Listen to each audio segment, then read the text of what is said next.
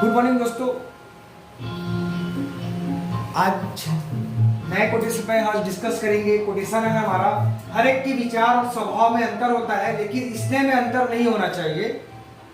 जैसे कि इसका एक उदाहरण से हम बोल सकते हैं कि जो भी व्यक्ति जैसे होते हैं ऑफिस में या फ्रेंड में या बॉस और एम्प्लॉय, एम्प्लॉयर एम्प्लॉयर के बीच में, तो हर एक के विचार और स्वभाव में अंतर हो सकता है। तो लेकिन स्नेह में आपको सबके साथ बराबर स्नेह रखना है, चाहे वो आपका जूनियर हो चाहे वो आपका सीनियर हो। क्लियर?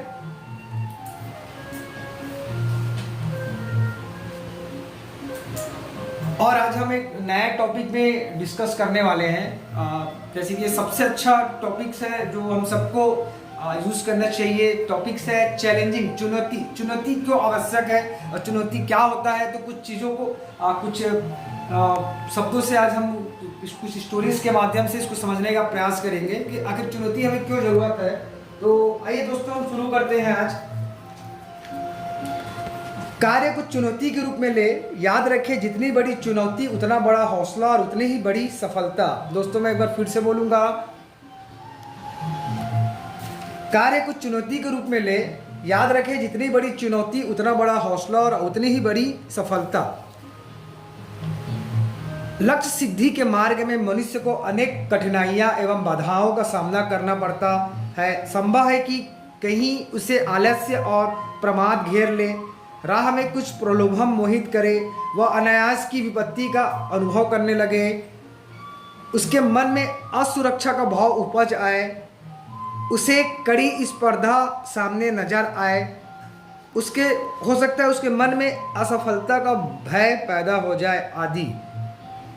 आप समझ रहे हो दोस्तों, लक्ष्य सिद्धि के मार्ग में मनुष्य को अनेक कठिनाइयां एवं बाधाओं का सामना करना पड़ता है, जिसमें हम कुछ बिंदुओं पे हमने भी डिस्कस किया है। इसका एक एग्जाम्पल आप देख सकते हो कि असफलता और सफलता और चैलेंजिंग लेके, जब रामायण का एक मैं कुछ बताना चाहूँगा। जब हनुमान को यह अनुभूति हो गई कि उनका जीवन श्री राम जी के कार्य के लिए ही है और उन्हें सीता जी की सुधि लेने का कार्यभार सौंपा गया है, तो उनका एकमात्र लक्ष्य था सीता माता की खोज।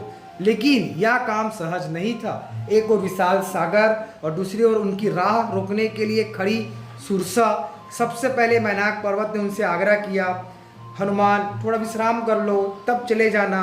लेकिन उनका उत्तर था, राम काज किए बिना मोहि कहाँ विश्राम। मैनाक नहीं माना और ऊपर उठा। हनुमान ने उसे पैर से स्पर्श किया और आगे बढ़ गए। अब सुरसा मिली जो उन्हें खाना चाहती थी।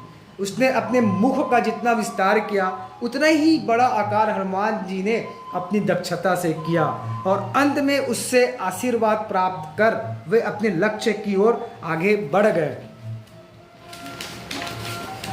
इस उदाहरण से ये बात स्पष्ट हो जाती है दोस्तों।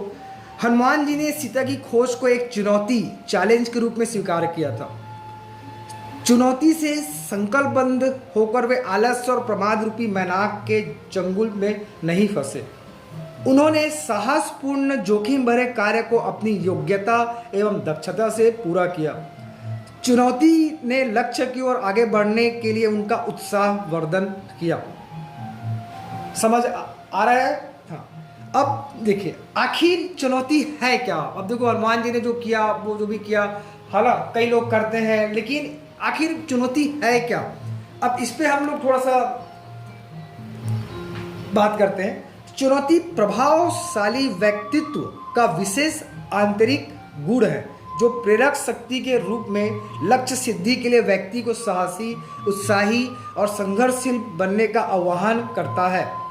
चुनौती अंदर व्यक्ति के अंदर कठिन से कठिन कार्य करने का साहस पैदा करती है, उसे जोखिम भरे कार्य करने को प्रेरित करती है, उसकी छिपी प्रतिभा, योग्यता एवं दक्षता को बाहर निकालती है और कार्य लक्ष्य की सिद्धि के लिए उसका उत्साह वर्धन करती है। मुझे लग रहा है दोस्तों आपको ये चीज़ें स्टोरी समझ आई होगी। अगर आपको ये समझ नहीं आई होगी तो एक बार अच्छे से शांत मन से इस वीडियो को हेडफोन लगाकर एक बार जरूर सुनिएगा और आपको सारे कंटेंट्स आप हमारे डिस्क्रिप्शन में भी मिल सकता है। तो दोस्तों इसको अगर दोबारा देखिएगा जरूर। अब इसी चैलेंजिंग को लेके एक बहुत बड़े व्यक्ति ने, ट्रेविस वाइट ने लिखा है,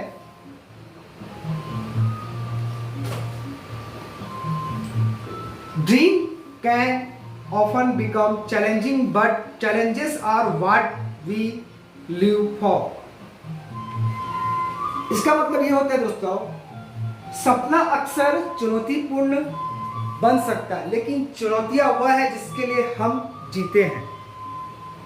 तो मुझे लगता है आज आपको सारी चीज़ें समझ आया होगा। मैं आशा करता हूँ कि आप चैलेंजिंग एक्सेप्ट करेंगे और अपने कार्यों में लगातार लगे रहेंगे, कभी हार नहीं मानेंगे, उसको हनुमान भगवान की तरह चैलेंजिंग स्वीकार करेंगे और अपने लक्ष्य पे आगे बढ़ते रहें, चाहे कठिनाइयाँ कुछ भी आए। आपको रुकना नहीं है, आगे बढ़ते रहना है, चाहे कुछ भी हो। आपको रुकना, सिर्फ आपको एक काम करना है, रुकना नहीं है। अगर आपको अपने परिणाम वहाँ पसंद नहीं आ रहे तो आप अपने तरीके बदल सकते हैं, लेकिन रुकना नहीं है। और हमेशा की तरह मैं ऐसे बोलता हूँ, हमेशा खुश रहना है, माफ़ करना है और बर्दाश्त करना है। और इसका आने वाले हमारे वीडियो में जो चैलेंज का जो वर्ड्स का जो स्पेलिंग्स होता है, तो उस पर हम छोटा सा एक वीडियो डिस्कस करेंगे। इसका एक पार्ट 2 भी वीडियो बनेगा दोस्तों, तो जरूर इसके पार्ट 2 को देखेंगे और उसको अपने जीवन में इम्प्लीमेंट करिएगा। Okay, thank you.